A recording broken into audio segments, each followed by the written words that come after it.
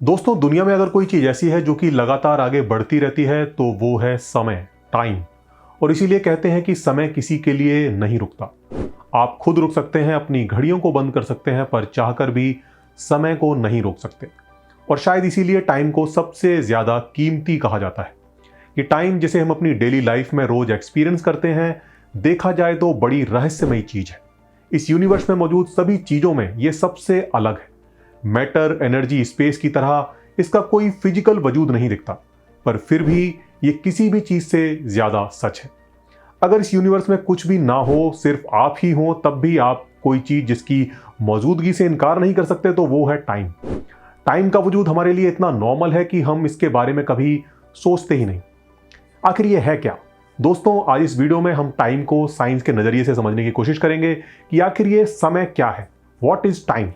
तो कहीं जाइएगा मत, बने रहिए मेरे साथ इस वीडियो के अंत तक।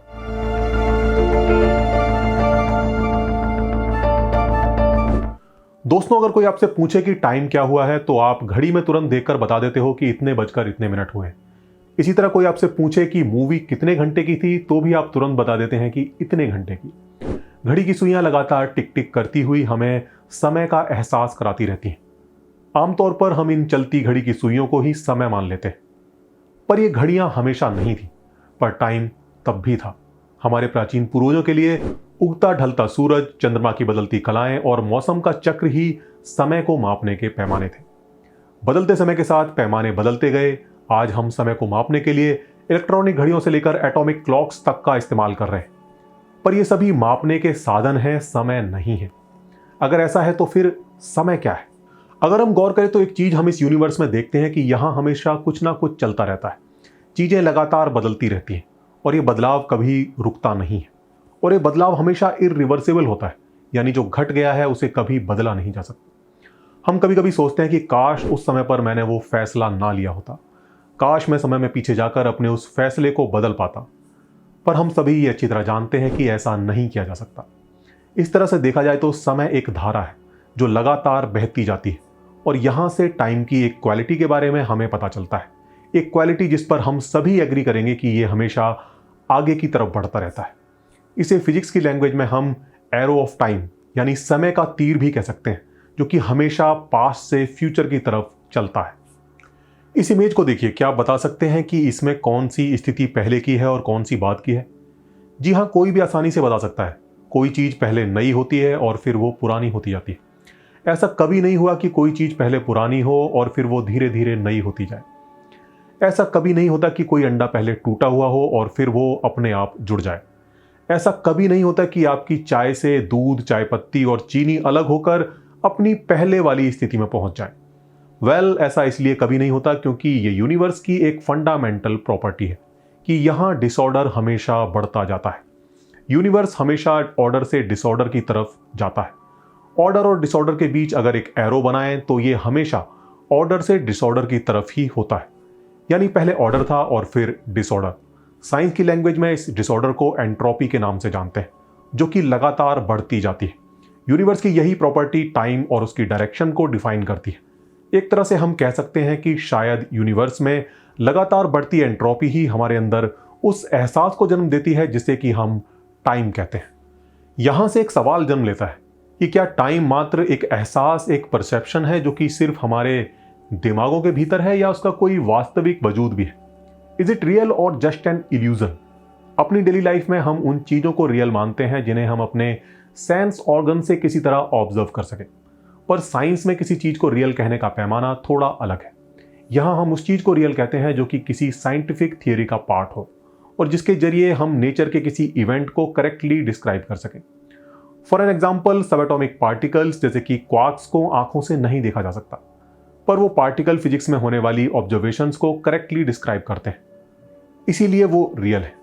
इसी तरह टाइम भी एक जरूरी इंग्रेडिएंट है जो कि आइंस्टीन की जनरल थ्योरी ऑफ रिलेटिविटी को करेक्टली डिस्क्राइब करता है। पर हम जानते हैं कि आइंस्टीन की थ्योरी यूनिवर्स के कुछ इवेंट्स को ठीक से डिस्क्राइब नहीं कर पाती, जैसे कि ब्लैक होल की सिंगुलैरिटी में क्या होता है। यही नहीं, ये क्वांटम थियरी के साथ भी कॉम्पैटिबल नहीं है। क्वांटम थियरी में तो समय के तीर की दिशा ही तय नहीं है। सैद्धांतिक तौर पर इसको फॉरवर्ड या बैकवर्ड चलता हुआ माना जा सकता है, and it doesn't make any difference. और शायद यही सबसे बड़ी अड़चन है जनरल रिलेटिविटी और क्वांटम थियरी के मिलन में, क्योंकि जनरल रिलेटिविटी में टाइम एक डायमेंशन है, जबकि क्वांटम थियरी में क्लासिक एरो ऑफ टाइम जैसी कोई चीज ही नहीं है। और फिर ब्लॉक यूनिवर्स का आइडिया, जो कि 4 डायमेंशनल यूनिवर्स पर बेस्ड है, जिसमें 3 डायमेंशन स्पेस और 1 डायमेंशन टाइम की है, और जो ये कहता है कि पास्ट, प्रेजेंट एंड फ्यूचर एक साथ एग्जिस्ट करते हैं। टाइम सिर्फ एक सब्जेक्टिव परसेप्शन है जो कि सिर्फ हमें महसूस होता है। तो क्या इन सब के आधार पर हम ये कह सकते हैं कि टाइम सिर्फ एक इल्यूजन है? Well, no. कुछ साइंटिस्ट का कहना है कि टाइम इस यूनिवर्स की एक इमर्जेंट प्रॉपर्टी हो सकती है। इसे कुछ इस तरह समझिए जैसे किसी समुद्र में मौजूद पानी के एटम्स की प्रॉपर्टीज के बारे में हम एटॉमिक थ्योरी से समझ सकते हैं। पानी के एटम्स किन किन एलिमेंट से मिलकर बने हैं, उनके बीच किस तरह का बॉन्ड है, और उनकी केमिकल प्रॉपर्टीज वगैरह को एटॉमिक थ्योरी अच्छे से डिस्क्राइब कर सकती है। पर एटॉमिक थ्योरी हमें समुद्र में उठने वाली लहरों के बारे में नहीं बताती। लहरें पानी के एटम्स की एक इमर्जेंट प्रॉपर्टी हैं, जो कि खरबों खरब एटम्स के मिलने से पैदा होती हैं। ठीक इसी तरह टाइम भी इस यूनिवर्स की एक इमर्जेंट प्रॉपर्टी हो सकता है, जो कि यूनिवर्स में चल रही गतिविधियों की वजह से पैदा होता है। और जिस तरह समुद्र की लहरें रियल हैं, उसी तरह टाइम भी रियल है। इतना रियल कि टाइम को कंसीडरेशन में लिए बिना नेचर को डिस्क्राइब करने वाली हमारी तमाम साइंटिफिक थियरीज और उन पर बेस्ड मैथमेटिकल इक्वेशंस वर्क नहीं करेंगी। जैसे आइंस्टाइन की famous theory of general and special relativity, जिसमें टाइम को 3 डायमेंशनल स्पेस में 4th डायमेंशन की तरह इंक्लूड किया गया है। और ये थियरी उन कुछ सवालों का एक सटीक जवाब देती है जो कि पिछली कुछ खोजों की वजह से पैदा हुए थे। जैसे लाइट की स्पीड हर सिचुएशन में कांस्टेंट कैसे रहती है। एक ही लाइट सोर्स से आने वाली लाइट की स्पीड एक मूविंग और एक स्टेशनरी ऑब्जर्वर के लिए एक जैसी कैसे रहती है। ये चीज आपको अच्छे से समझ आ जाए, इसके लिए मैं आपको इसको थोड़ा और बेहतर तरीके से एक्सप्लेन कर देता हूँ। इमेजिन कीजिए कि एक कार जो कि 100 किलोमीटर पर आवर की स्पीड से चल रही है, एक पुलिस कार जो कि हाईवे के साइड में रुकी हुई है, अपनी स्पीड गन से उसकी स्पीड को मेजर करती है। तो स्पीड गन 100 की स्पीड ही दिखाती है। पर अगर पुलिस कार भी उस कार की डायरेक्शन में ही कुछ speed, let's say 40 kilometre per hour की स्पीड से चल रही है, तो क्या अब भी उसकी स्पीड गन इतनी ही स्पीड दिखाएगी? Well, no.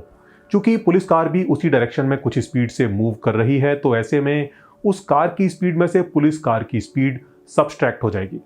यानी अब इस सिचुएशन में स्पीड गन 60 की स्पीड शो करेगी, जो कि दोनों कार की रिलेटिव स्पीड है।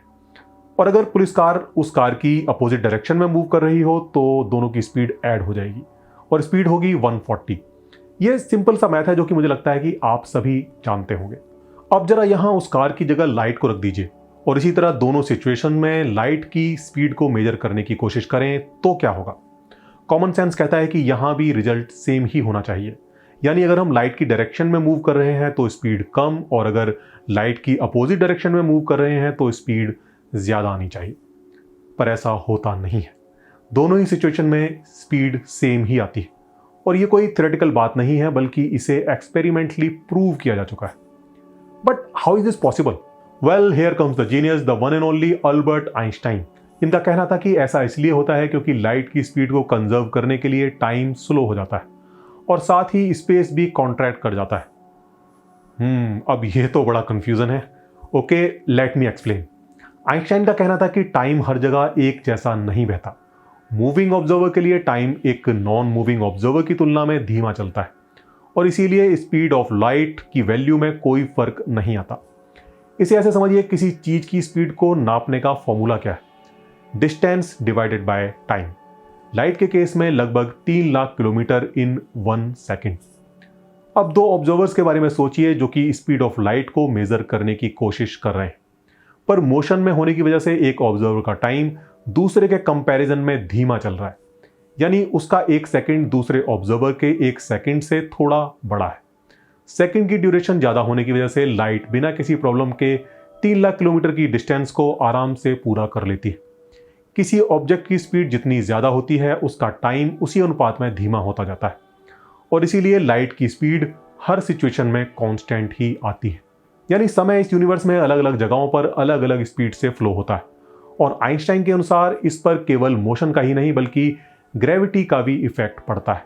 कहने का मतलब है किसी मैसिव बॉडी जैसे कि किसी मैसिव स्टार या ब्लैक होल के आसपास का समय कम मैसिव बॉडी जैसे कि अर्थ के कंपैरिजन में धीमा चलता है, और जिसकी वजह है कि मैसिव ऑब्जेक्ट स्पेस टाइम को कर्व कर देता है, और जिसकी वजह से टाइम वहां पर स्लो हो जाता है। आइंस्टाइन ने इस इफेक्ट को टाइम डायलेशन नाम दिया। आइंस्टाइन का दिया ये कॉन्सेप्ट इतना हैरतअंगेज था कि इस पर यकीन करना बेहद मुश्किल था। टाइम जैसे कि हम सोचते थे कि वो सभी के लिए एक जैसा ही बीतता है, वो अब वैसा नहीं रहा था। हाइपोथेटिकली धरती पर मौजूद एक इंसान और किसी स्पेसशिप में हाई स्पीड पर ट्रैवल कर रहे एक इंसान के समय में फर्क था। इस थियरी के मुताबिक धरती पर मौजूद इंसान स्पेसशिप में हाई स्पीड पर ट्रैवल कर रहे इंसान की तुलना में ज़्यादा तेजी से बूढ़ा होता है, क्योंकि उसका टाइम कंपैरेटिवली फास्ट चलता है।